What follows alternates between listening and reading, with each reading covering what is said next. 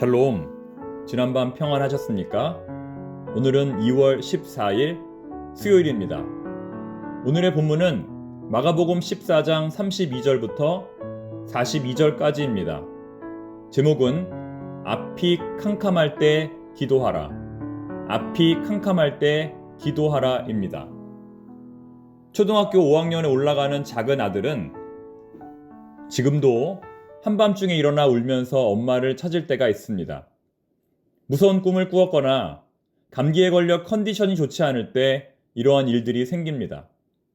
그럴 때 엄마는 그 아들을 안고 밤새도록 토닥이며 잠을 재웁니다.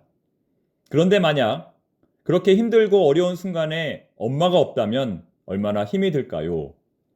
그 아들을 안아줄 어떠한 가족도 그 곁에 없다면 얼마나 외로울까요?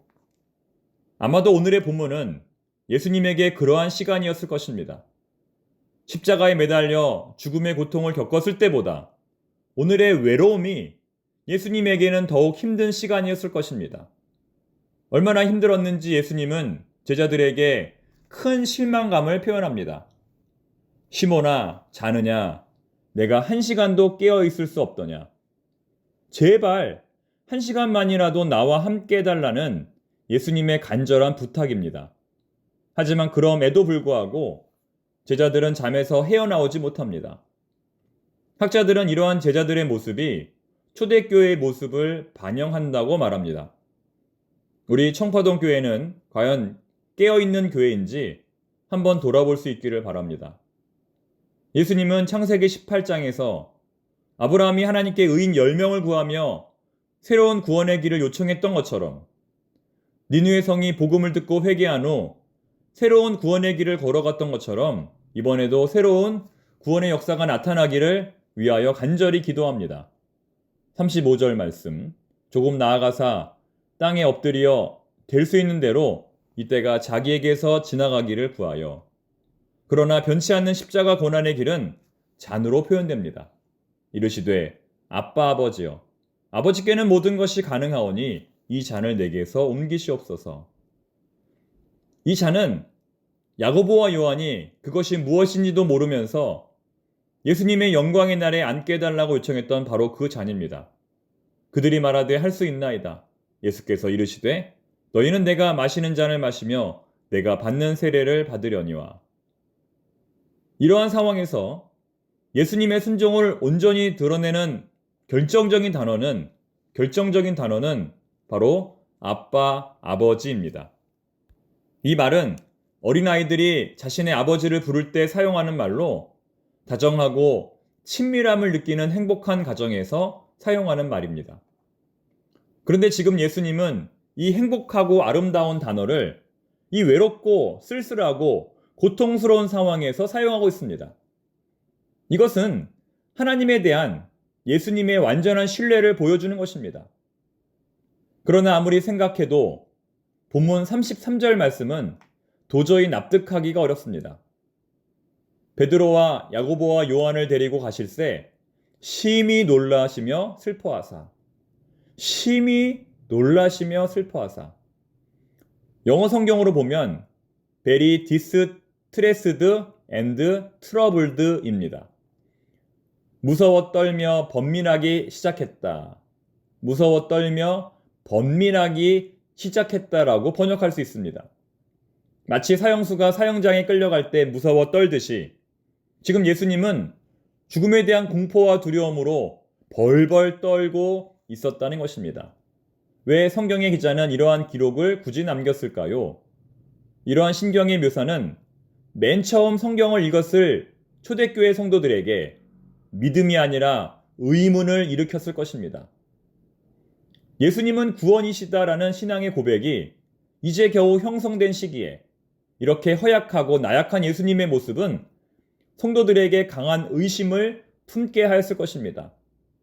같은 맥락으로 십자가 위에서 예수님은 이렇게 말씀하셨습니다. 엘리 엘리 라마 사박다니. 나의 하나님 어찌하여 나를 버리셨나이까? 무슨 말입니까? 하나님이 나를 이렇게 만드실 줄은 꿈에도 몰랐습니다. 해도 이건 너무합니다. 저도 더 이상 못 해먹겠습니다. 라고 이해할 수 있을 것입니다. 이러한 예수님의 당황함과 공포심, 어떻게 받아들여야 할까요? 이처럼 성경은 예수님이 느끼신 절망감이 지금 우리가 느끼는 절망감과 크게 다르지 않다고 보고합니다. 즉, 예수님의 고통이 하나님의 고통이며 하나님이 연약한 인간의 모습으로 예수 안에서 고통을 받고 있다고 성경은 주장한다는 것입니다. 이것은 우리의 아버지 되신 하나님께서 초월적, 절대적 관조의 세계에 머물러 있는 것이 아니라 우리 인간의 절망 속에서 함께 고통받고 있다는 것을 보여줍니다. 다시 말해, 내가 오늘 느꼈을 그 고통, 내가 오늘 경험했던 그 아픔, 내가 오늘 맛보았던 그 상처를 우리 하나님도 느끼고 알고 경험하고 계시다는 것입니다. 그렇기 때문에 우리가 그분을 두려움과 공포 속에서도 아빠, 아버지라 부르며 신뢰할 수 있는 것입니다. 분명한 것은 하나님의 나라는 거저 임하는 것이 아니라 하나님의 나라는 심각한 고난 후에 임하게 될 것입니다.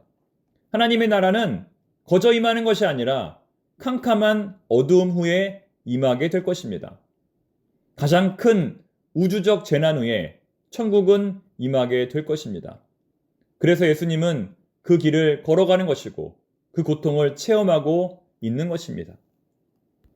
따라서 오늘 예수님의 마지막 말씀 42절 일어나라 함께 가자, 일어나라 함께 가자라는 명령은 예수님의 강한 확신을 표현합니다. 처음 기도할 때 죽음에 대한 두려움으로 벌벌 떨던 예수님의 모습은 다 사라지고 어느새 모든 절망과 좌절을 넘어서는 완전히 새로운 인간으로 예수님이 거듭나게 된 것입니다. 모든 절망과 고통을 피하지 않을 담력을 얻게 된 것입니다. 이것이 바로 기독교 신앙입니다. 왜 우리는 예수님의 고난과 죽음에 관심을 갖는 것일까요? 거기에 참된 희망이 있기 때문입니다. 거기서 우리는 참된 인생의 방향을 찾을 수 있기 때문입니다. 예수님의 얼굴은 항상 우리 인간의 두 모습을 동시에 표현합니다. 가장 깊은 절망에 빠진 얼굴도 예수님의 얼굴이고 가장 기쁘고 행복한 얼굴도 예수님의 얼굴입니다. 우리는 이 중간의 모습으로 살아가는 것입니다. 따라서 우리가 늘 해야 하는 것이 기도입니다. 예수님은 중요한 순간마다 기도하셨습니다. 땀방울이 핏방울이 될 때까지 기도하셨습니다. 위기가 클수록 기도하라. 간절히 부르짖으며 기도하라. 어려운 순간에 기도하라. 기도하는 사람이 장수한다. 기도하는 사람이 승리한다. 기도하는 사람이 성공한다. 세계에서 자살이 가장 많은 도시는 영국의 런던이다. 안개 때문이다. 우리 인생의 안개를 몰아내기 위해 기도하라. 우리 인생에 성령의 바람이 불어오도록 기도하라. 앞이 캄캄할 때 기도하라. 우리에게 기도만큼 가치 있는 것이 없다. 기도하겠습니다. 하나님 아버지, 오늘도 새벽에 눈을 뜨면서 큰 절망감을 맛보았습니다. 어떻게 살아야 하나? 어떻게 감당해야 하나? 무거운 절망감이 오늘도 우리의 가슴을 짓누르고 있습니다. 하지만 주님도 그런 절망감을 느끼셨다고 하니 안도가 됩니다. 희망이 보입니다. 오늘 하루 살아갈 때에 두려움과 공포 속에서도 주님을 아바 아버지라 부를 수 있는 믿음을 저희들에게 허락하여 주시옵소서. 예수님의 이름으로 기도드립니다. 아멘.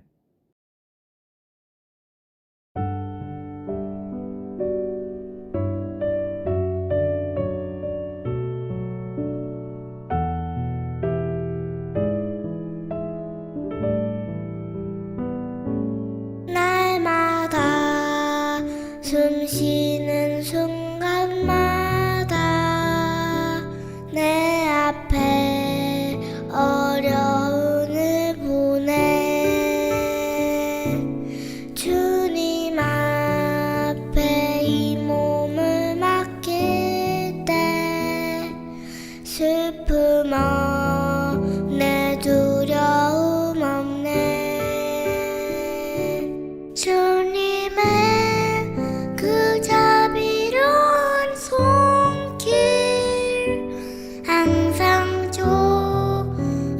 거주시도다 사랑스레 아픔과 기쁨을 수고와 평화와 안식을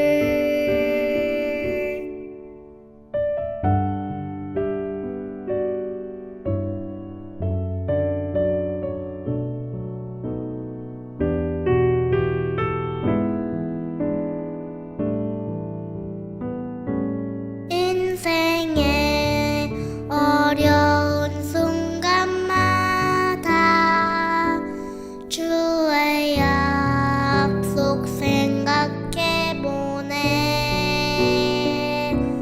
내 맘속에 믿음을 지 않고 말씀 속에 위로를 얻네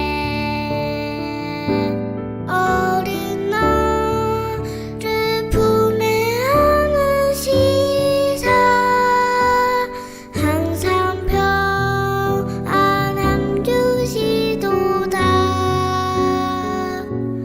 내가 살아 숨을 쉬는 동안 살피시